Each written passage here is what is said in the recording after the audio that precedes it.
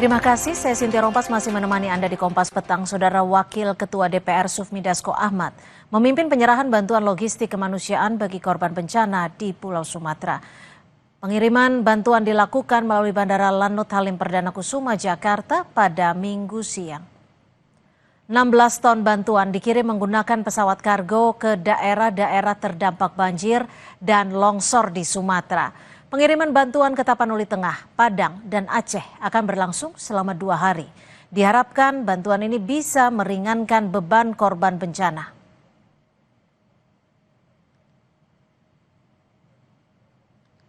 Berupa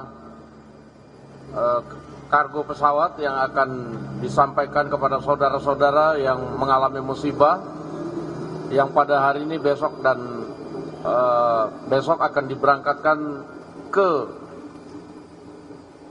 Tapanuli Tengah, ke Padang, dan ke Aceh. Mudah-mudahan apa yang disampaikan oleh teman-teman dari Dewan Perwakilan Rakyat bisa bermanfaat bagi saudara-saudara kita yang sedang mengalami musibah.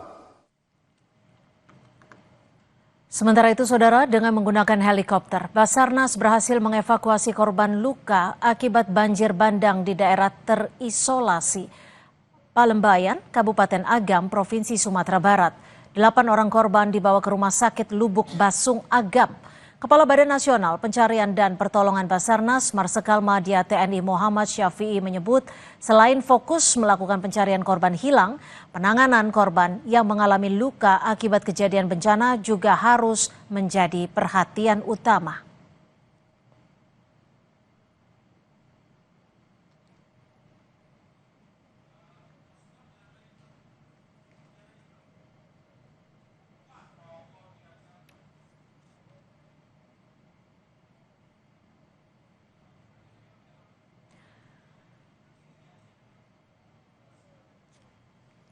Hingga hari ini, saudara, ke-6 bencana di Sumatera, korban meninggal mencapai 316 orang dan 289 orang masih dalam pencarian.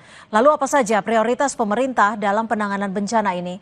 Kami bahas bersama tenaga ahli utama KSP Respiratori Sadam Al-Jihad dan Bupati Tapanuli Tengah Masinton Pasaribo. Selamat petang Bang Masinton, Mas Sadam. Ya, saya ke Bang Masinton dulu. Bang Masinton, seperti apa penanganan di Tapanuli Tengah sendiri hingga sore hari ini? Apakah kalau kita melihat dari penanggulangannya, bencana ini mencukupi anggaran Anda untuk menanggulangi korban-korban bencana? Iya, terima kasih Mbak. Mohon maaf, kami sampai saat ini belum bisa melakukan penanganan secara optimal.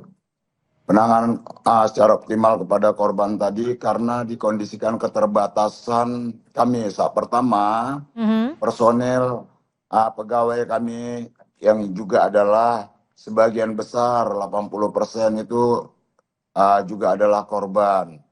Nah, kemudian akses yang sangat sulit untuk masuk ke Tapanuli Tengah karena terputusnya akses dari berbagai wilayah perbatasan, seperti yang berbatasan dengan Tapanuli Selatan, jembatan beberapa putus, kemudian akses yang melalui Tapanuli Utara atau Tarutung sana juga jalannya mengalami kerusakan parah, longsoran berpuluh kilometer, dan kemudian akses dari Umbang Hasundutan, Pakat itu juga mengalami longsoran. Jadi praktis kami terisolir. Dan kemudian komunikasi kami ke seluruh wilayah, kecamatan dan desa-desa karena putusnya jaringan internet dan jaringan listrik. Nah, praktis kami sudah 5 hari merasa terisolir, tapi BNPB dari pusat di bawah pimpinan Pak Letnan Jenderal Suharyanto, Kepala BNPB, sudah datang ke Tapanuli Tengah dan membuat poskonya juga. Gubernur Sumatera Utara juga sudah berada di Tapanuli Tengah sudah 3 hari 2 malam beliau. Baik, Saya akan ke KSP terlebih dahulu. Mas Adam, hingga saat ini Istana sudah mendapatkan data resmi, data lengkap berapa jumlah korban bencana baik yang tewas dan juga yang masih dicari. Dan apakah Ya, Istana akan segera memutuskan untuk menetapkan status bencana ini sebagai bencana nasional? ya. Tadi per pagi tadi, kemudian siang itu kan bertambah ya jumlahnya dari 303 total yang meninggal, kemudian bertambah menjadi 316. Ya. Ini kan sungguh apa namanya musibah yang luar biasa ya Mbak. Nah artinya memang ketika Pak Presiden Prabowo kemudian mengutus dari Pak Menko Mas Pratikno itu operasi tanggap darurat nasional yang dilakukan. Adanya BNPB, TNI, Polri, kemudian Basarnas, Kemenkes, Kementerian PU, Kemensos ini bergerak 24 jam nonstop, Mbak. Mhm. Nah, dalam posisi ini sebetulnya tadi kalau ditanya terkait dengan apakah bagaimana terkait dengan bencana nasional, nah sebetulnya tidak menutup kemungkinan, Mbak. Tapi memang perlu kita lakukan bagaimana data dan kajian dari BNPB itu sendiri. Yang kedua, bagaimana nanti tetapi sebelum itu Menteri Keuangan pun siap untuk mendistribusikan dananya APBN-nya untuk apa? Untuk bantuan di Sumatera Utara, di Sumatera Barat dan juga di Aceh. Artinya operasi tanggap darurat nasional ini sebelum kita menunggu ataupun melihat kajian dari berbagai macam kementerian dan juga stakeholder itu kita bisa bergerak dengan cepat dan cepat. Karena apa? Karena memang perintah dari Pak Presiden itu adalah bagaimana kita menjaga keselamatan masyarakat yang utama. Yang kedua adalah evakuasi warga itu sendiri di lokasi yang berbahaya. Tadi kata Bang Masinton bahwa susahnya terisolasi dan sebagainya. Nah ini yang kemudian adanya kerjasama juga Mbak. Bagaimana ada dari Wamenkomdigi untuk kerjasama dengan PLN untuk listrik dan sebagainya. Itu Mbak. Oke, lalu seperti apa ketika penetapan status tanggap darurat nasional ini mampu menangani bencana yang terjadi di Pulau Sumatera? Kita masih akan membahasnya usai jeda, tetap bersama kami di Kompas Petang.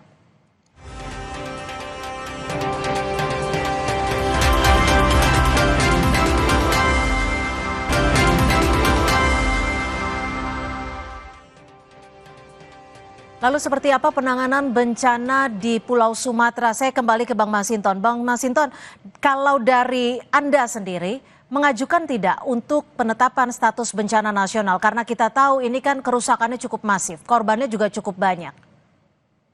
Tentu kami hanya memiliki domain tentang status tanggap darurat di daerah Kabupaten Tapanuli Tengah. Maka itu sudah kami buatkan sejak dari tanggal 27 hingga 2 minggu ke depan. Nah, tentu kami berharap apapun itu statusnya, yang utama adalah bagaimana kami bisa dibantu oleh pemerintah pusat dan juga kalau gubernur sudah hadir sama kami selama 3 hari 2 malam ini dan pemerintah provinsi full membantu. Nah, sekarang tentu kami tidak bisa sendiri karena kami memiliki banyak keterbatasan dan tentu support penuh dari pemerintah pusat itu sudah disampaikan oleh Bapak Presiden dengan mengirim BNPB dan juga beliau juga intens mengikuti perkembangan dan saya juga intens melaporkan kepada Mensaskap dan juga Mensesnek. Oke, tapi sudah Anda catat belum peta resiko bencana ini nanti ke depannya akan seperti apa, membutuhkan anggaran berapa? Ya tentu nanti kami akan membutuhkan rehabilitasi dan rekonstruksi setelah selesai masa tanggap darurat ini. Nah tentu fokus kami hari ini adalah penyelamatan korban jiwa dan penyelamatan jiwa manusia yang hari ini mereka butuh logistik dan juga butuh vitamin, makanan, kesehatan dan lain sebagainya serta butuh penerangan listrik dan juga jaringan internet. Untuk dapat melakukan komunikasi ke keluarganya. Itu Mbak Tipa. Mas Adam, kalau memang saat ini ditetapkan sebagai tanggap darurat nasional, bukan bencana nasional. Lalu apa sebenarnya yang menjadi syarat utama untuk menetapkan bencana nasional? Karena kita tahu saat ini korban meninggal dunia sudah 300 lebih jiwa dan yang hilang 500 lebih. Ya, yang pertama tadi disampaikan oleh Bang Masinton bahwa kita lihat dulu kan ada kesiapan daerah, ada kesiapan provinsi, ada kesiapan pusat, tapi juga kita bisa melihat syarat-syaratnya, jumlah korban, kerugian harta benda, kerusakan prasarana, kemudian cakupan wilayah yang luas dan dampak sosial ekonomi yang ditimbulkan. Nah, ketika ini kan dalam posisi kita ini sedang melihat lapangan dengan tadi darurat tadi itu Mbak. Darurat ini kan ada dua hal. Yang pertama adalah evakuasi, yang kedua adalah distribusi. Nah, darurat ini berjalan dengan maksimal dulu. Nah, bahkan tadi yang saya sampaikan, Menteri Keuangan itu walaupun belum ditetapkan bencana nasional, di Kementerian Keuangan siap menyalurkan dana darurat untuk daerah yang terdampak. Jadi sehingga akses pendanaan dan logistik nasional tetap terbuka. Tapi singkat saja, apakah Presiden bersedia untuk meninjau lokasi bencana di Sumatera? Saya kira pasti siap, pasti bersedia. Ada tanggal waktu rencana yang ditetapkan mungkin?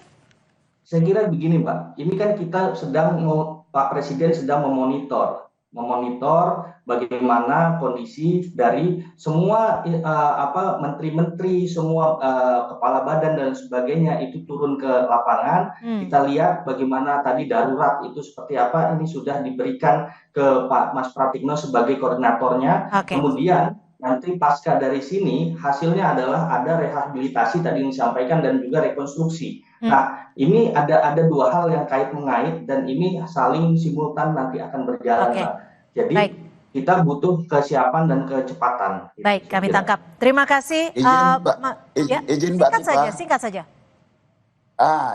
Infonya tadi diinfokan ke kami, insya Allah Presiden besok akan datang kunjungan langsung ke Tapanuli Tengah dan juga sekaligus beliau akan mengunjungi daerah-daerah kabupaten lain di berbagai provinsi yang terdampak bencana ini. Infonya jam berapa yang Anda terima, Bang Masinton? Pak Presiden akan tiba di sana?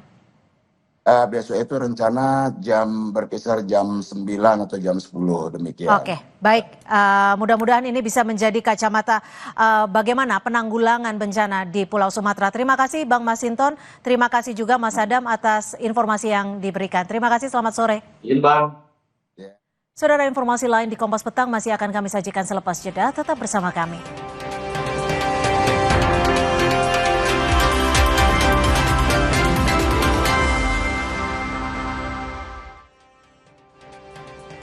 Saudara, pemerintah Indonesia akan mengawal proses pemulangan jenazah dan WNI yang menjadi korban kebakaran komplek apartemen di distrik Taipo, Hong Kong. KJRI Hong Kong membentuk tim khusus untuk memantau dan memastikan semua informasi terkait WNI yang menjadi korban kebakaran sampai pada pihak keluarga di Indonesia. Hingga Sabtu siang terdapat 7 WNI yang meninggal dalam kebakaran ini. Sementara itu 2 WNI lainnya mengalami luka-luka dan masih menjalani perawatan di rumah sakit.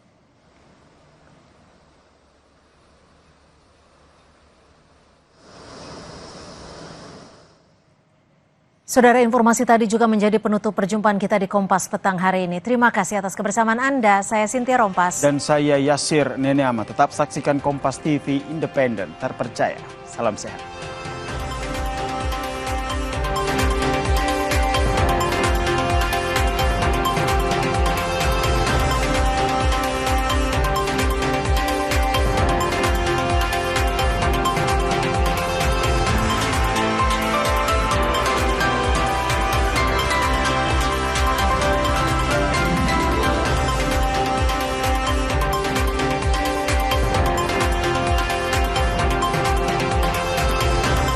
Terima kasih Anda telah menyaksikan Kompas Petang, didukung oleh